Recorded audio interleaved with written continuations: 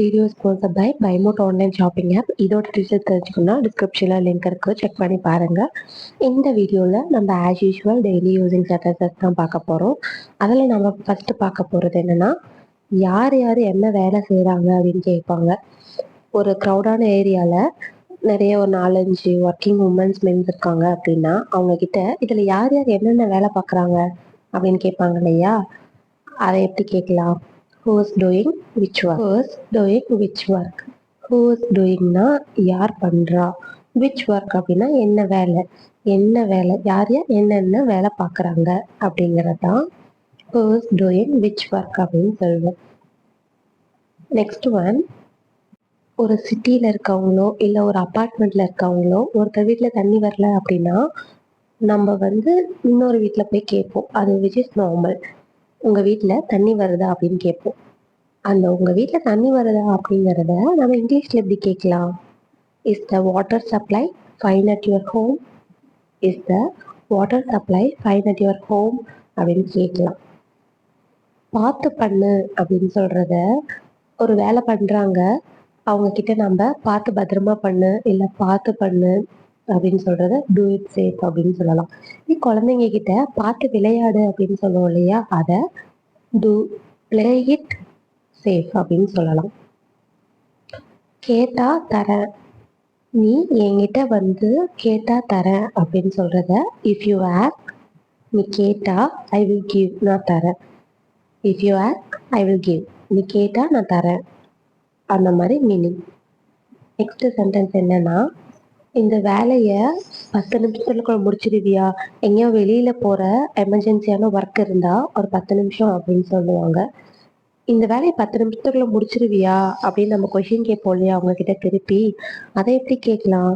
Will you be done it 10 minutes? Will you be done it 10 minutes?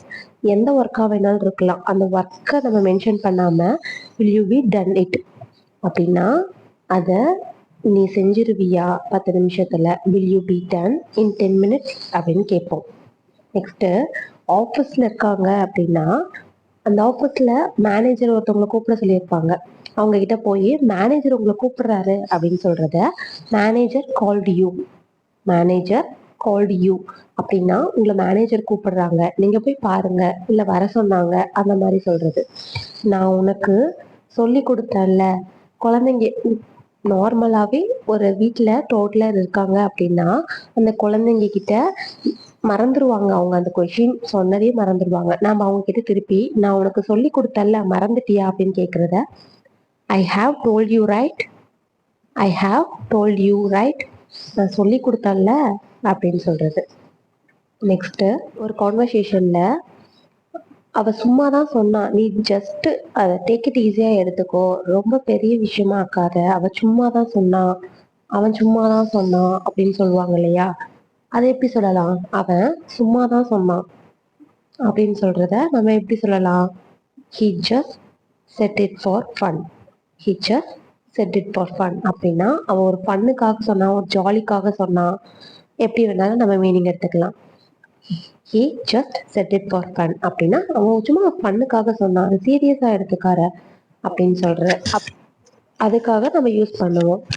உங்களுக்கு இன்னும் இந்த மாதிரியான நிறைய டெய்லி யூசிங் சென்டென்சஸ் வேணும்னா போய் பிளேலிஸ்ட்டில் மறக்காமல் செக் பண்ணி பாருங்கள்.